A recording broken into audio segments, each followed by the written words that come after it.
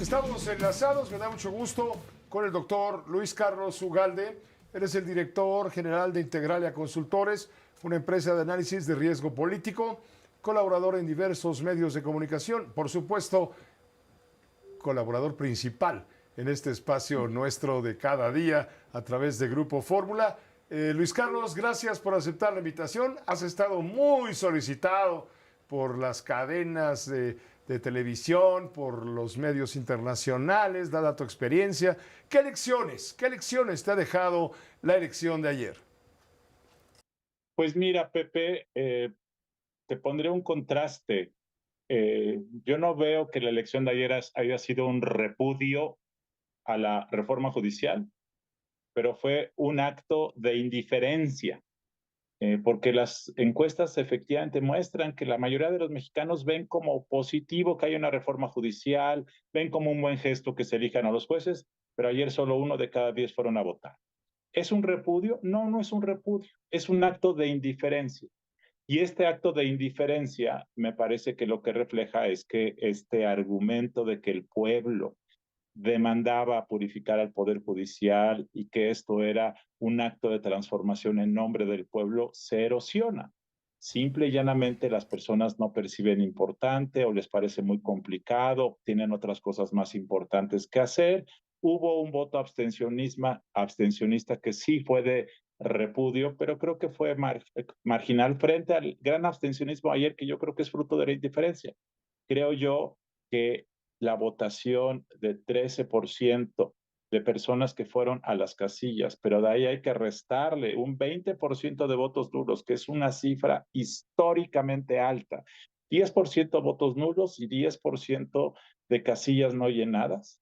Es algo inédito. Para darte una idea, generalmente esa cifra anda en 2-3%, según los datos preliminares llegaría al 20%. Si tú restaras eso, porque en realidad esos son expresiones de que la gente no sabía o no quería ejercer un voto, estarías hablando de que la tasa de votación válida seguramente andará en probablemente un 9%, 8%. Entonces es sumamente baja, y creo yo que es claramente el reflejo de que la votación judicial no refleja una demanda democrática, no es funcional, es sumamente complicado ejercer esto, y creo que esos son los primeros rasgos. Ahora bien, la presidenta festeja, estará en su papel. Creo yo que en pocas horas que ya sepamos el resultado final de quién ganó la presidencia de la Corte, y es muy probable que sea él, el que haya Aguilar, ganado la Aguilar presidencia Ortiz, de la Corte. un abogado de origen mixteco, coordinador de derechos indígenas del Instituto Nacional de los Pueblos Indígenas, un funcionario público que dejó de serlo a partir del principio del mes de mayo pasado para dedicarse justamente al esfuerzo de buscar un lugar en las aspiraciones legítimas de convertirse en ministro de la Suprema Corte de Justicia. Estamos viendo cómo va la votación y mira, acumula ya en este momento, estoy refrescando la página de la Suprema Corte de Justicia, me refiero del INE, y 4.211.699.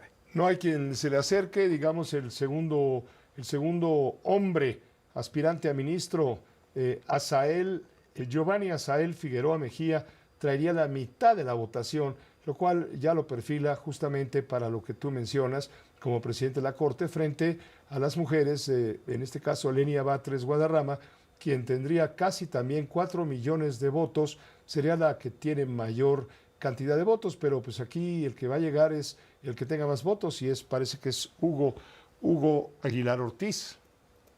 Yo creo, Pepe, que en cuanto Hugo sea, digamos, formalmente el ganador de mayor número de votos, y eso ocurrirá el día de mañana, creo yo que toda la atención mediática se va a volcar a él.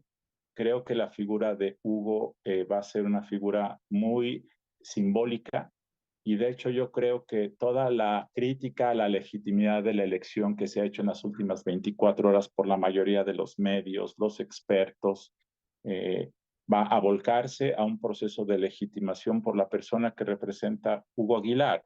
porque es una persona de origen indígena, porque es un luchador de causas indígenas, porque es jesuita, porque proviene de Oaxaca. En un sentido, digamos, es el símbolo de Benito Juárez, y eso creo que va a ser muy atractivo para la población, y creo que rápidamente vamos a pasar a olvidar que votaron muy pocas personas y la discusión va a entrar a pensar que por primera vez en la historia de México, después del siglo XIX, una persona de origen indígena preside la Corte, y yo creo que eso va a generar mucha simpatía popular, y entonces vamos a olvidar estas 24 horas. Pero bueno, antes de que eso ocurra, creo yo que esto es reflejo de una elección que no tiene sentido, que no tiene propósito, y que claramente ayer se vio esa manifestación. Creo yo además, Pepe, que el gobierno debe pensar con mucha responsabilidad qué va a hacer con esto, porque en 2027 viene una elección muy grande, una elección en donde se va a elegir toda la Cámara de Diputados Federal, 16 gobernadores, los alcaldes de 31 entidades,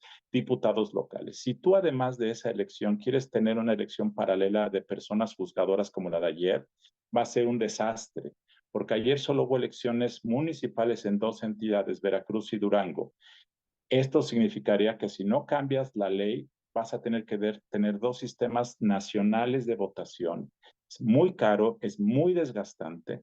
Y si ayer la gente se hizo bolas, la gente se desesperó, la gente llevaba acordeones, imagínate, Pepe, ir a votar 6 boletas de diputado, senador, gobernador y luego otras 9 de jueces. Imposible, Pepe. Entonces, yo espero que el gobierno, después de pasar esto, con mucha responsabilidad diga, esto ya es una realidad, pero esto se puede mejorar, esto puede quitarse las partes más absurdas, más ridículas, para tratar de que esto sea más viable en los próximos años. ¿Tú crees, finalmente, Luis Carlos, tú crees que el gobierno tiene esa capacidad de autocrítica que haría falta para enmendar lo que dejó como lección justamente la elección en cuanto a la comisión de errores, menos cargos en las boletas, mayores requisitos para los candidatos, menos candidatos, mejor seleccionados, el hecho de que los candidatos puedan tener acceso a un mayor conocimiento popular, ciudadano, en fin,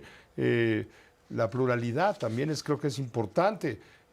Hace falta una reforma inmediata, ¿no crees? Yo creo que desafortunadamente hay pocos incentivos para que el gobierno pueda tener esa actitud reflexiva y menos para compartirla. Pero hay una cosa que sí no puede evadir el gobierno. Si no cambia la reforma, si no cambia la ley, no va a ser viable 2027. Y 2027 es una elección en donde Morena se juega el control del Congreso y se juegan 16 gubernaturas. Es decir, no hay manera de que tú puedas dejar correr dos sistemas de votación paralelos de la magnitud del que ocurrió ayer, junto con elecciones de diputados y de gobernadores. No funciona el sistema va a tronar. Entonces, por esa razón, se va a tener que hacer una reforma a la reforma.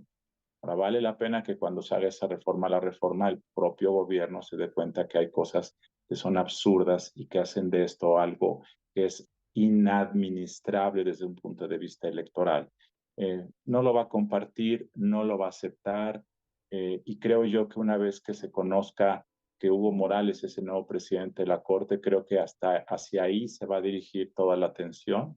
Por cierto, déjame decirte que yo he estado preguntando sobre el probable nuevo presidente de la Corte. He oído muy buenos comentarios. La mayor parte de la gente que lo conoce dicen que es un buen abogado, dicen que es alguien conciliador, lo cual me parece que es algo muy importante, que es un activista de indigenismo como pocos hay en este país. He oído muy buenas expresiones de él.